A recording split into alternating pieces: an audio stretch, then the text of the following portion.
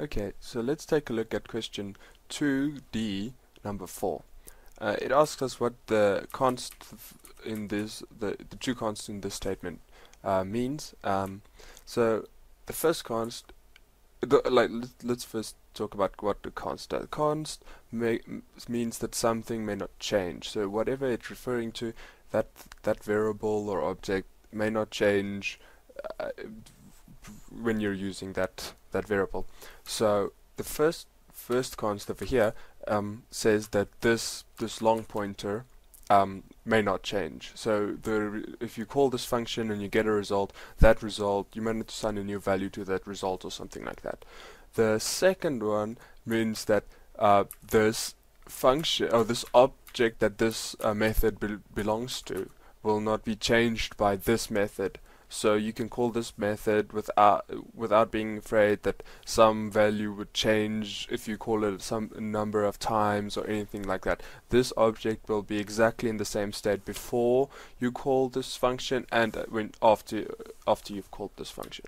You can also then get a const for in over here, which means that some parameter that you specified will also not be changed. So whenever you pass a value to it, that value will not be changed inside of that function.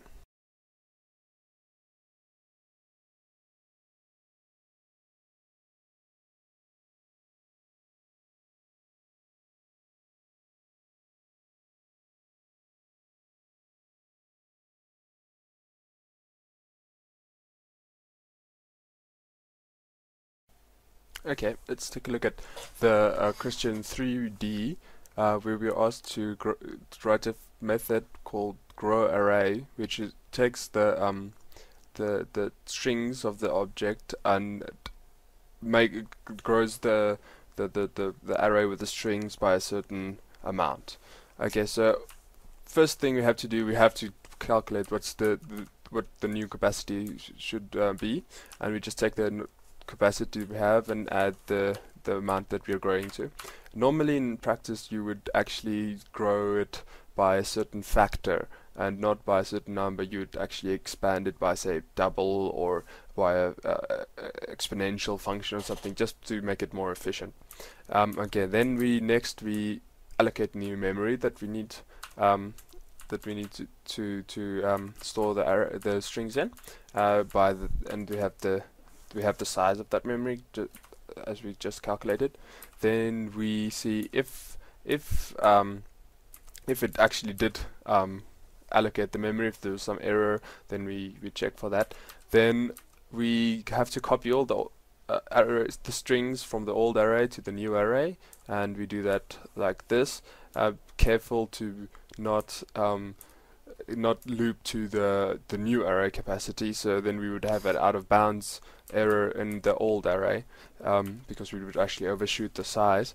And then we have to deallocate the old memory that we're not going to use anymore, and then we set the internal pointer to the new array that we have just created. And that's basically it. Our array has been grown.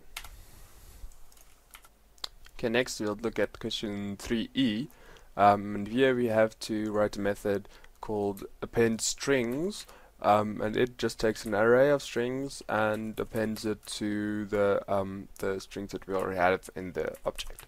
Okay, and then we also take the parameter, the number of strings that is in this array, and that's it.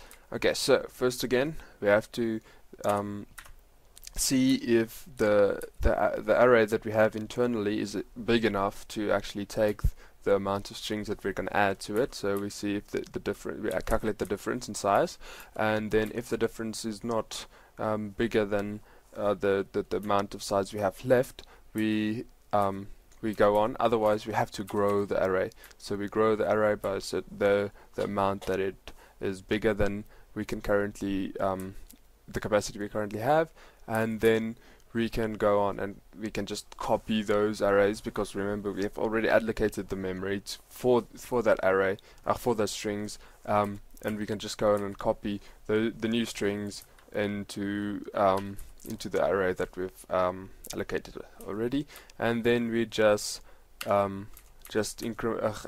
set the new amount of strings that we have in the array, and that is then we have appended all the strings to our array. Okay, so that was the questions that I thought were interesting or a little bit tricky, or that were more explaining.